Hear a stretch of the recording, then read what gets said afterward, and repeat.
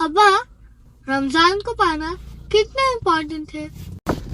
मैं आज आपको एक ऐसा ख्वाब सुनाता हूँ जिस ख्वाब की ताबीर की तलाश में हजरत तलहा रदियल्लाहु अन्हु खुद और जिन जिन साहबियों को उन्होंने अपना ख्वाब सुनाए थे वो परेशान हो जाते हैं और वो अल्लाह के रसूल सल्लल्लाहु अलैहि वसल्लम के पास जाते हैं उस ख्वाब की ताबीर जानने के लिए।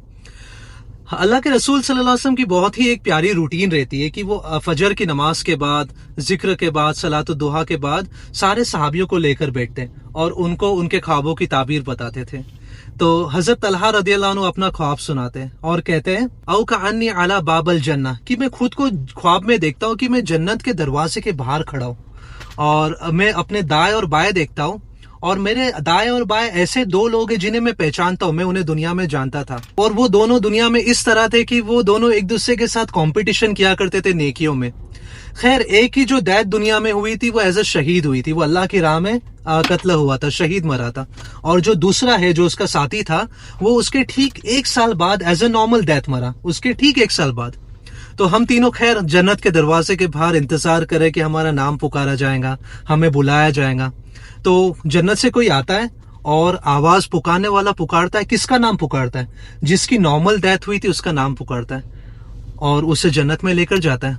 फिर वो वापस आता है और वापस आता है, शहीद का नाम पुकारता है और शहीद को लेकर जाता है। फिर वो तीसरी बार आता है और तीसरी बार वो मुझे कहता है कि रुक जाओ, तुम्हारा वक्त अभी आया नहीं है, तो इंतजार करो। खैर, ये ख्वाब का एंड है और मेरी आंख खुल जाती है और हम हैरान है कि कैसे वो नॉर्मल डेथ वाला शहीद से पहले जन्नत में दाखिल हो गया। तो अल्लाह के रसूल सल्लल्लाहु अलैहि वसल्लम कहते हैं मिन अय्यि ज़ालिका ताजबून, कि तुम्हें ये चीज इतनी अजीब क्यों लग रही है कि वो उससे पहले जन्नत में गया। तो हजरत तलहा कहते हैं कि अल्लाह के रसूल सल्लल्लाहु अलैहि वसल्लम वो शहीद था, उसका रैंक बेशक उससे ज्यादा होगा ना।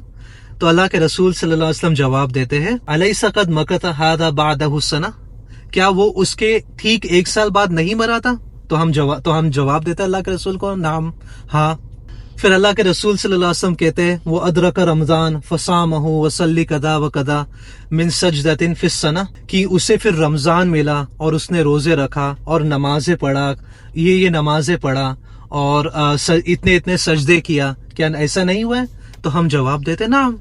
फ़क़ाल रसूलुल्लाह सल्लल्लाहु अलैहि वसल्लम फमा बैनहुमा अबअदु मिम्मस समाई वल अर्द, इस चीज ने, उसके इस एक्स्ट्रा 1 साल ने, एक रमजान ने इन दोनों के बीच में आसमान और जमीन से भी ज्यादा दूरियां कर दिया है।